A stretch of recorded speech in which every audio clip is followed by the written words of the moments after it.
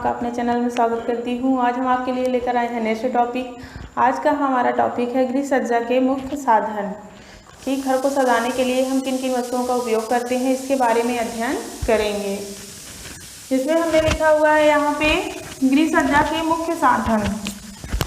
तो गृह सज्जा के मुख्य साधन, घर को सजाने के लिए विभिन्न प्रकार की वस्तुओं का उपयोग कर सकते हैं। जैसे पहला है फर्नीचर, दूसरे हैं पर्दे, थर्ड है हमारा दरी एवं कालीन, फोर्थ है रोशनी, फिफ्थ है मनोरंजन के उपकरण, सिक्स है पेंटिंग तथा चित्र, सेवंथ है पुष्प व्यवस्था।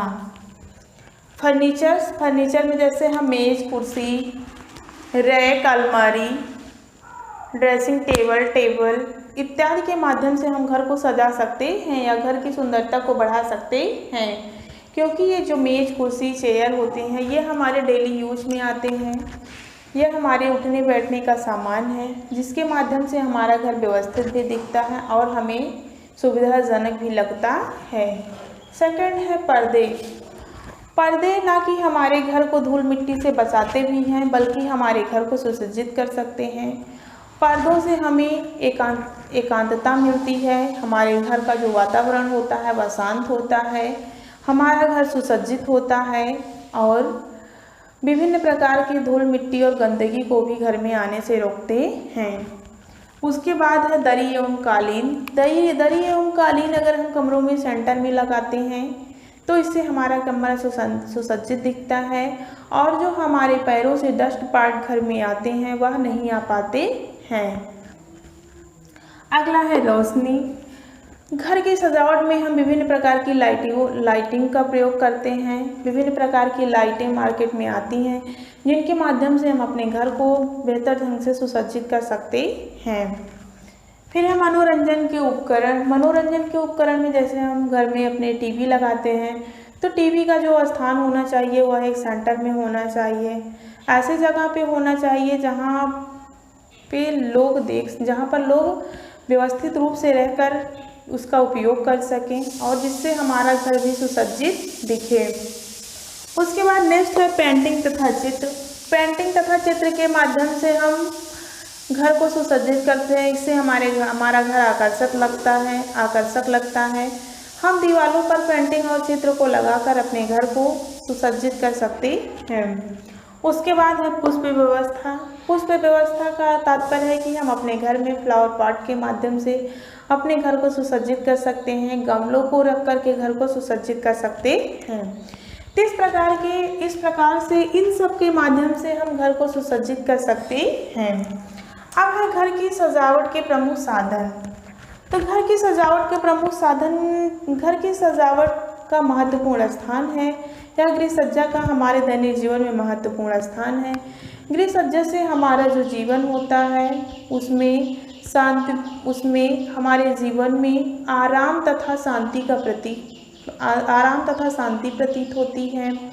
गृह सज्जा के माध्यम से हम एक अच्छा जीवन व्यतीत कर सकते हैं और यदि हमारे घर में सारी सुख सुविधाएं होती हैं तो हमें संतोष की प्राप्ति होती है।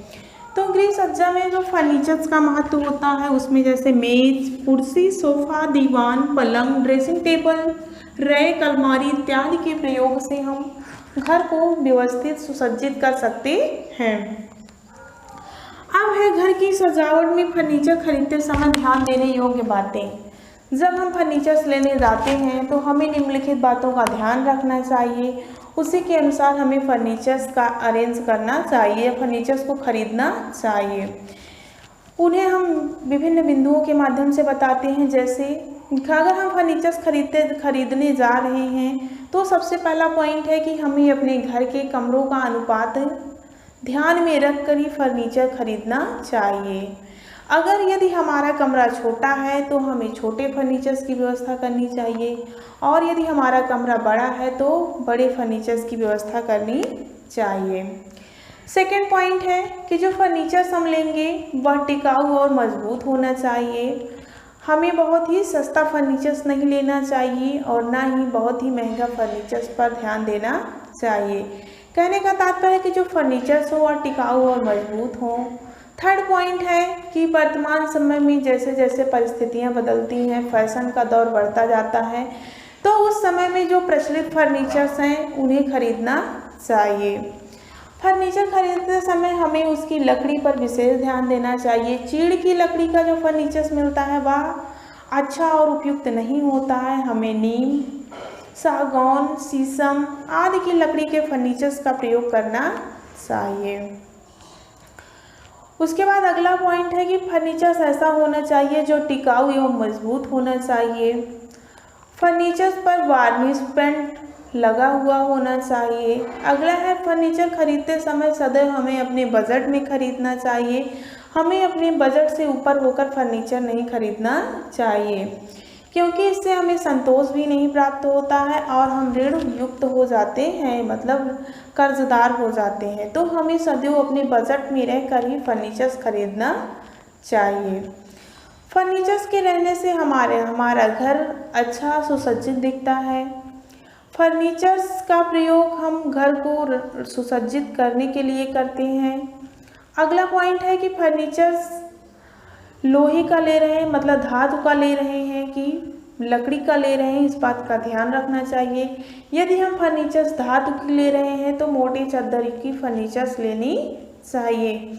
तो इन सब बिंदुओं के माध्यम से हम फर्नीचर्स खरीदते समय विभिन्न बिंदुओं पर ध्यान रख करके बेहतर फर्नीचर्स का चुनाव कर सकते हैं। उसके बाद हमारा फिर नेक्स्ट पॉइंट है फर्नीचर्स के प्रकार। ये जो फर्नीचर्स होते हैं ये कई प्रकार के होते हैं, जैसे हमने बताया है लकड़ी का फर्नीचर, धातु का फर्नीचर, रेक्सीन युक्त गद्देदार फर्नीचर, बेंत के फर्नीचर, सनमाइका युक्त फर्नीचर, प्लास्टिक का फर्नीचर, काम चलाऊ फर्नीचर, फोल्डिंग फर्नीचर। तो हम एक एक बिंदु को जानेंगे। फर्नीचर्स के प्रकार में जैसे हमारा पहला है लकड़ी का फर्नीचर। तो ज़्यादातर घरों में लकड़ी के फर्नीचर्स का उपयोग किया जाता है। यह जो लकड़ी का फर्नीचर होता है वह नीम, जामुन, शीशम, सागौन, आम इत्यादि लकड़ियों से बनाया जाता है। यह फर्नीचर सर्वोत्तम उपयोगी होता है, सुसज्जित होता है, टिकाऊ और मजबूत होता है। सेकंड है धातु के फर्नीचर्स। धातु के जो फर्नीचर्स होते हैं ये दो प्रकार के होते हैं, एक तो एल्युमिनियम का फर्नीचर होता है और दूसरा लोहे का फर्नीचर होता है। तो हमें धातु का फर्नीचर खरीदते समय इस बात पर विशेष रूप से ध्यान रखना चाहिए कि जो धातु का फर्नीचर है वह मोटे चद्दरों की बनी हुई होनी चाहिए, उसमें वार्निश एवं पेंट हुआ होना चाहिए। धातु के फर्नीचर्स की मुख्य विशेषता यह है कि इसमें किसी भी प्रकार का कीड़ा नहीं लगता है, यह टिकाऊ और मजबूत होता है तथा इसकी सफाई भी सरलता से की जा सकती है। उसके बाद है रेक्सीन युक्त गद्देदार फर्नीचर। आजकल मार्केट में विभिन्न प्रकार के रेक्सीन युक्त गद्देदार फर्नीचर्स होते हैं।